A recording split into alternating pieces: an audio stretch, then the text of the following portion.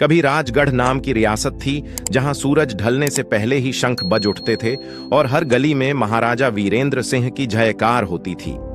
कहा जाता था कि उस राजा का फैसला भगवान का आदेश माना जाता था।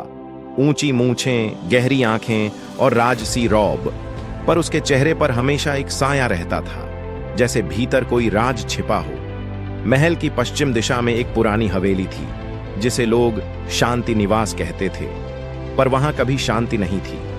रात के तीसरे पहर वहां अपने आप दीपक जल उठते थे और कभी कभी एक औरत के गाने की हल्की सी आवाज आती थी, जैसे कोई रूह किसी अधूरे वचन का इंतजार कर रही हो। लोग डरते थे, लेकिन राजा हर बात की तह तक जाने के आदी थे। एक रात महाराजा ने अपने राजगुरु भैरवनाथ से पूछा, गुरुदेव, उस हवेली में हर रात दीपक कौन जलाता है? भैरवनाथ ने शांत स्वर में कहा, महाराज, कुछ दीपक हाथों से नहीं, पापों से जलते हैं। जब तक किसी अधूरे कर्म का हिसाब न पूरा हो, आत्मा भटकती रहती है। राजा मुस्कुराए, तो क्या हमारी रियासत में भूत राज करते हैं? गुरुदेव ने सिर्फ इतना कहा, भूत नहीं महाराज, एक साया है जो अब भी आपका इंतजार कर रहा है। ये शब्द सुनकर राजा कुछ क्षणों के लिए मौन हो गए, मानो किसी पुराने जख्म को किसी ने छू लिया हो। इसी बीच रानी मृदुला देवी ने दरबार में एक नए चित्रकार को बुलाया। नाम था आरव, शांत, विनम्र और रहस्यमय। रानी ने कहा, हम चाहते हैं कि तुम महाराजा का चित्र बनाओ। कुछ दिनों बाद जब चित्र पूरा हुआ तो सबके होश उड़ गए।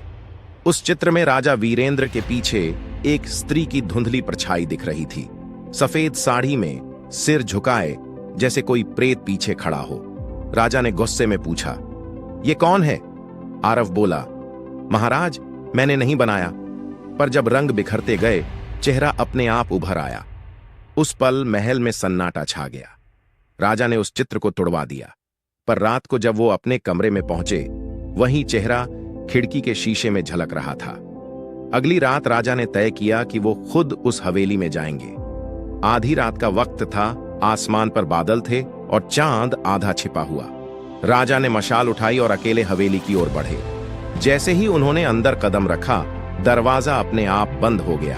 भीतर धूल, जाले और टूटे दिए पड़े थे, पर बीच में एक दीपक अब भी जल रहा था। हवा में एक अजीब सी सुगंध थी, जैसे किसी पुराने इत्र की।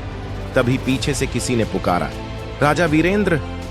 राजा ने पलटकर देखा, सामने वही स्त्री खड़ी थी, सफेद साड़ी में, चेहरे पर शांति और आंखों में दर्द। वो आवाज आई, क्या तुम मुझे अब भी नहीं पहचानते?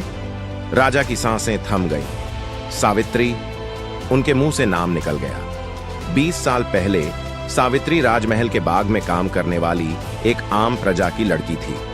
उसकी हंसी से महल के फूल भी खिल उठते थे। राजा वीरेंद्र को उससे प्रेम हो गया था, पर यह रिश्ता रियासत के नियमों के खिलाफ था।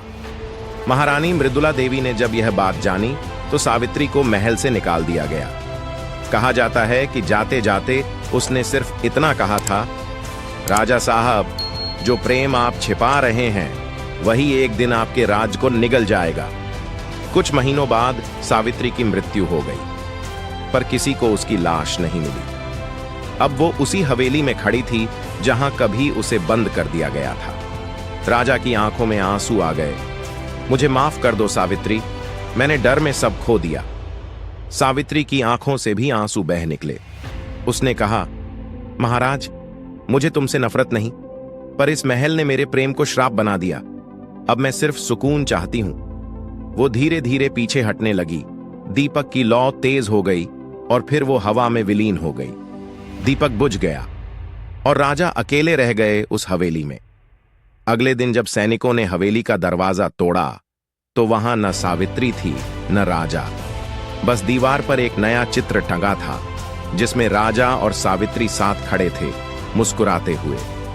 किसी ने वह चित्र बनाया नहीं था, पर वह वहां था, जैसे आत्माओं ने खुद अपनी कहानी पूरी की हो। तब से उस हवेली के सामने हर साल अमावस्या की रात को एक दीपक अपने आप जल उठता है। लोग कहते हैं कि वो सावित्री नहीं, खुद महाराजा है जो अब भी प्रायश्चित कर रहे हैं। आज 100 साल बीत चुके हैं। राजगढ़ की रियासत अब एक छोटा गांव बन गई है। हवेली खंडहर हो चुकी है, लेकिन स्थानीय लोग अब भी वहां फूल चढ़ाते हैं। कोई डरता नहीं, क्योंकि सब मानते हैं कि जहां प्रेम सच्चा हो वहां आत्माएं भी चैन से रहती है। कुछ लोग कहते हैं कि कभी कभी रात को हवेली के भीतर से वीणा की आवाज आती है, जैसे सावित्री अब भी वही गीत गा रही हो जो कभी अधूरा रह गया था। कहानी का रहस्य यही है कि कुछ रिश्ते समय से परे होते हैं। वो न जन्म से शुरू होते हैं न मृत्यु पर खत्म। शायद इसीलिए राजा वीरेंद्र का नाम आज भी उस हवेली की हवा में घुला है, और जब कोई अकेले उस राह से गुजरता है तो हल्की सी ठंडी हवा कानों में कहती है, राजा अब भी पछता रहे हैं।